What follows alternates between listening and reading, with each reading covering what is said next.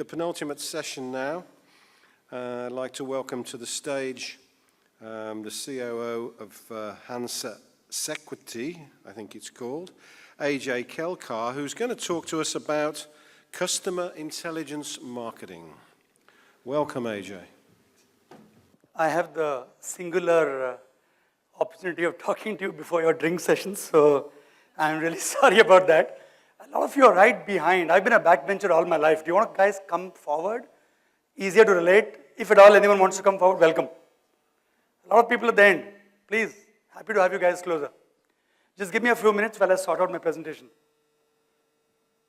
What I have to speak about is customer intelligence marketing, and the point is that most corporates talk about customer being number one, and I have covered that in my presentation.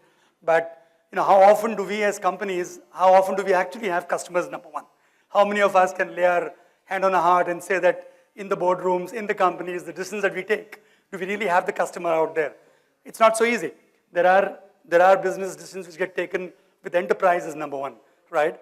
So really, there's no point going out there looking for customer intelligence when you don't bring that perspective and the backdrop of making the customer being the number one, right? So that's the paradigm.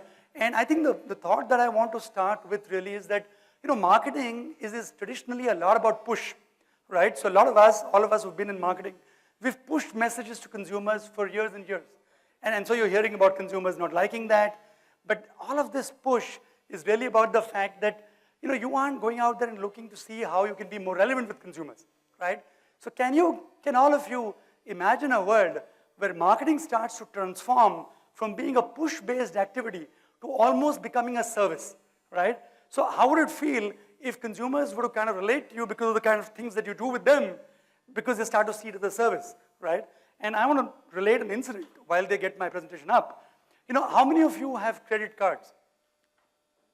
Right? I'm sure more than that. And how many of you get a call from a credit card company when you make a high-value purchase? Right? So my point really is that, when as a bank, you call a customer who's using your credit card at the point of a high-value purchase to say to the customer that, hey, I just want to call you to ensure that it's you is you, right? What starts to happen is that as a marketer, you're actually making a service happen. You're using data, you're using transactional presence, and you're converting the transaction into a customer experience. And the consumer remembers that as an experience where the brand of the bank or the card company becomes stronger for him or her to say that I can use this card more securely, right? So I think the perspective of the paradigm that I want to talk about is really the fact that as consumers start to interact more and more with companies, and today in India, for example, more than 60% of your GDP is coming actually from service companies, retailers, banks, hospitality, travel. So as consumers start to interact more and more with companies, all of us, we leave data behind. We are leaving footprints of data behind. And that data is going back to the companies, which companies can look at. And if you're able to look at the data, start to understand those footprints, and actually find the insight in that, that's what I'm calling customer intelligence. And as you start to do that, you can start to engage with that insight to give, to make events of the kind that I spoke about happen, which is that someone calls in, let's say it's a DTH company, a direct-to-home cable TV company, and you're a subscriber, and you call up the call center for some information, and if basis your data, the call center employee has actually positioned the right product for you, would that not be like a service, right? So I think the perspective that I want you to start to think about is that the whole bargaining power is shifting from marketers to consumers, and therefore marketing as a function needs to start to transform to become far more of a service. So that's, sure, thanks. Sorry, I may have gone through saying that as you start to look at the data which the consumer is leaving behind, and as you start to say, how do I start to build relationships with this consumer? End of the day, as a company, you want to build profitable relationships. Because unless you start to do that as an enterprise, you aren't making sense. So looking at how you engage with consumers, how do you create a two-way conversation, how do you build profitable conversations, and how do you build those conversations in such a way that consumers benefit at the end of the day, is really the story that I want to talk about. And more, if you really look at the way the market is changing, while brand equity has always been a huge part of how marketers treat the most important asset in their armory, which is build the brand. I think more and more data equity is transforming that. The credit card example I gave you was of a credit card company using data to bring an experience in a superior way and therefore transforming the brand.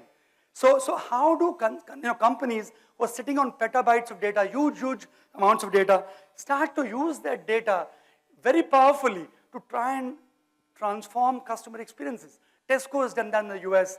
You have examples of possibly e-commerce companies. Once in a while, I see patterns where I'm buying something and I get something which pops up, which says, hey, look, it's more relevant for you. So as that conversation starts to build, more and more companies will find that data equity will actually rival brand equity in the years to come. And like I said, 60% of the GDP and more than that is really the service economy. So the more and more service businesses start to grow, the more and more interactions with consumers start to happen. And that leaves huge amounts of data behind, which you can tap. I'll give an example. Before me and my partner Swami, along with the Hansa Group, started this company about 4 years back. And before that, I was the CMO of HDFC Bank. And one example I want to give to you is, when consumers start interacting, they leave very interesting trails of data. So when people apply for credit cards, a lot of them, after they apply for a credit card, they end up calling the call center to say, my card hasn't come as yet, right? And a lot of the credit card companies lose money because the card has not been activated and used. So when we went back and looked at the data, we found that people who call up the call center asking, where is my card, are the ones far more involved with that card company. And so as a marketer, we don't need to spend money to tell them to activate the card. They activate on their own, right? So I think what's happening is that more and more of this rich data is out there. And out there for you as marketers, for you as agencies, partners to use and build those profitable conversations around. Now, it's not easy to build those conversations. A lot of marketing has traditionally been right-brained, creative, led by more consumer insight, driven out of direct research with consumers. I think that's transforming slowly into a much more left-brained activity where analytics, data, looking at that may start to play a much larger role than, let's say, focus groups or quantitative research. So I think as all of those changes start to happen, the other change that I want to talk about really is that thanks to this more and more service businesses, we have a large number of consumers today sitting on some database or the other. All of us, either in a bank or a travel company, some database we occupy, and which really makes us very, very reachable and very, very targetable. However, from a company's point of view, the challenge is that despite so much of petabytes of data being produced, there's an execution gap. So companies are producing data, consumers are giving this data, but companies are not able to leverage that, monetize that effectively. And some of it is to do with the kind of skills that we have. There are these new professions like data scientists, which are coming up now. But not easy to bring those skills in to actually get that kind of knowledge, value, and experience to really monetize data. So some of it is to do with that. A lot of it is to do with the fact that how many decisions get taken keeping the customer right up front, right? So, often companies go out there and incentivize new customers more than your existing customers. You go back and buy another credit card, you'll get a better deal than if you were to be an existing customer. So I think that paradigm, as it starts to change, obviously those changes will happen. I spoke about this. I spoke about how data equity can drive brand equity and this particular experience, which makes sense. And I want to quickly touch upon a couple of marketing trends. I know that all of you have been exposed to this through the day. So I just want to quickly go through it. I'll go through it a little fast. So really 4 trends that I want to talk about. One is getting harder and harder to reach consumers thanks to media fragmentation. There were those good old days when Doordarshan could get you, with a Ramayana, Mahabharata kind of a program, maybe a huge percentage of TRPs. That's changing. Like I said, 400 million consumers and more sitting on some database. So consumers are getting more and more addressable. I can reach them. So if I'm on a credit card database, I can be contacted to market to. That changes the paradigm from being a mass marketing paradigm to a one-to-one conversation paradigm. So how does that work? More and more consumer control, like I said, can marketing transform towards being a service. So the more and more of that interactivity is leading to how can marketing transform the way they almost co-produce products, maybe, with consumers. So that aspect is changing. And what that is also doing is that any slip up from a marketing perspective, thanks to social media, gets amplified. So you need to be conscious and obviously work in a way by which you can limit that damage, but more importantly, like I think earlier Kanika's session took you through, how do you leverage that? And I think finally, all of us as consumers leave data behind from different points of view. So how do you integrate that, make that into one place? So I kind of spoke about all of this, so I'll just move on. So really, what does that mean from the perspective of the marketer? How does marketing change because of that? I spoke about the fact that listening to customers is changing. Only pure marketing research may not cut eyes. You need to start looking at the data that the customer is leaving behind. And what that really does is that what it allows you as either a retail store or a bank or a travel company is to actually start to market when the consumer is ready. So imagine if let's say I have a savings account in a bank, and let's say for a minute that you're Bill Gates, right, and you have an account in the bank as well. And if I get 100,000 rupees in my account, believe me, that's significant, right? If you get 100,000 rupees, it's not so significant. Now, if the bank is able to leverage its data and actually make significant events at a consumer level come out, then imagine how, for me, a call could come in saying that, would you like to buy some insurance or a mutual fund because you have more money than you had before? Obviously, you won't make that call to Bill Gates with 100,000 rupees more coming in, right? So the point really is that can you look at the data and make your conversation relevant, right? So as a marketer, become ready to engage and create more relevant conversations. I think that's the story that's important. And more, we know that this is a decade of gadgets. You have, Sandeep spoke about it earlier about how much information that's leaving behind, right?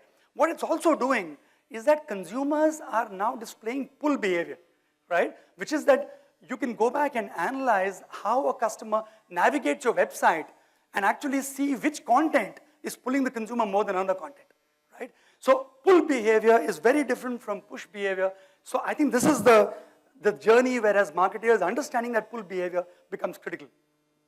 So moving on more towards how do you build this kind of customer intelligence, I'm going to pause for a minute and talk about the fact that how do really people take decisions, right? So all of us in our own life as well, we may start with a lot of intuition, a lot of assumptions. And at the other extreme, we go down and do a lot of analysis and say, okay, that's an analytical decision, right? Now, when you do that, the issue really which comes up is that what's really sexy about the customer intelligence or the analytics? Is it the fact that you get some great insight? Or is it the fact that as a company, you can make a great decision, right? And more, you start to embed analysis or customer intelligence or analytics closer to the decision point, the more and more will the company start to see benefit. Decision points are what? You walk into a retail store, you buy something on a POS machine, what do you get as an offer? You call up a call center of a direct-to-home company, do you get a relevant offer? You go on the website, does something relevant come back to you? So bringing intelligence closer and closer to the point of contact with customer is the name of the game. It's not just about creating insight. Of course, insight is important. Without insight, the big issue without insight is that you do not have stories to tell decision makers within your companies to be able to influence decision making. So insight is very important, don't get me wrong. But insight is not the sexy part of analytics or customer intelligence. It's actually the distance. And when you start to do that, you start to move from how do I improve my decision, and decisions tend to be a range in a large number of different things that you could do. And when you talk about decisions, you could, I'm sorry, the chart is very small, but what the y-axis really has, every company is taking a lot of either low volume decisions or high volume decisions. A low volume decision is a merger and acquisition. A high volume decision is a call the consumer makes to you. So how do you leverage these high volume interaction decision points to push intelligence back to the source and allow that decision to create ROI for you? That's the story here. So really, what are your customers saying? What really is the thought here? I don't think any of us likes to be a market segment. We might say segmentation. But do you like to be a market segment? I don't think so, right? So I'm an individual. I want to be treated as an individual. And how can you bring information and decisions back to help me from my customer experience? So more and more, what consumers are saying is, know me, and that's non-negotiable anymore. And if you don't know me, I go, right? And which is when Sanjay spoke about the lapsation and the issues in insurance about people lapsing, and a lot of them lapse because of maybe mis-selling as well, right? So I think the challenge therefore is that as marketeers, to my mind, there is no option but for us to start to listen better. A lot of companies and many businesses have built the data infrastructure across industry. Thanks to the mass scale that in India we are building, you've had to bring in IT and technology of a scale which allows you to build data warehouses and actually store the data. That's a fantastic place to be. But I think the paradigm still is, if you see this chart, I have a consumer and I have a set of offers. Can I go out and offer them, take my offers and give them to a customer? But what if you change the paradigm from taking offers and giving it to a customer to saying, is there a change in behavior? And can I now make a relevant offer connected to that change in behavior? To give you an example, a bank, a banking business is so rich in data. For example, any lady who changes the maiden name because of marriage has to sign a form when she has a savings bank account. But how many banks come back and congratulate a woman for her wedding with a bouquet, right? So you have data out there, which is there for you to build those conversations which are relevant, and there's a change in behavior. Someone has just changed their address. In HDFC Bank, for example, I remember a couple of campaigns, we looked at consumers who change addresses. And in India, thanks to the economic situation still, people are still upgrading when you change an address. They're not down machines if you're use wherever customers come and touch you. And that's the point where you move your decision making. So that really is the paradigm that I want to talk about. And building this kind of customer intelligence marketing, in my mind, is something which over time is becoming non-negotiable. I think the days when you could do a 30-second film and create mass interest for your product, and that's all, are really over. So what does that do really? What it means, Gartner has done this study which says that by 2017, CMOs, marketing heads, will spend more on IT than CIOs will, right? Get that. Marketing guys will spend more on IT than CIOs will. I think it's going to be a revolution around what kind of technology marketers are going to need to build business with consumers, right? So building that core competency is really, really critical. I spoke about this consumer pull channel and how that's changing the way you analyze behavior. So start learning that. That's an important area. Looking at customer behavior changes.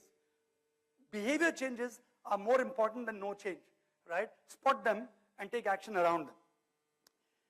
And I think importantly, customer intelligence, analytics, whatever you call it, is not a technical problem. It's not the algorithms that you build. It's a social problem. How do you tell stories with your data to help decision makers take decisions based on that story which the data is telling? It's a social problem. And that's really how, as marketers, we need to go out and leverage it. I saw an interesting study some time back, which I think it was a CMO Council study, which asked a question that which is the function that CMOs engage most with? And any suggestions here? Which is the function in the company, apart from marketing, which CMOs engage most with? Any thoughts, anyone? Is it finance? Is it which function do you think? Any ideas? Yeah? Sales? Yeah? So sales was number one, and finance was the last, right? Now, don't you guys think that paradigm had better change if you start talking about ROI kind of marketing? Your first point of contact will probably have to be the CFO, right? So I think really it's really analytics and customer intelligence is much more simple than it's made out to be. Often it's spoken like the blind man and the elephant, many words for it, but very simply put, it is the belief that you can bring decisions closer to the consumer and more intelligent decisions which give you better ROI. And obviously it doesn't happen overnight, it takes time. This capability needs to be built, teams need to change and transform, and just a quick plug in what we do. So we come in and we, as a company, for example, work with clients, and we tend to come in and say, look, don't just do analytics, but do analytics and do all of the CRM pieces around it. If you don't bring all of that glued together in an integrated kind of fashion, you don't get the output, you don't get the results, you don't get ROI.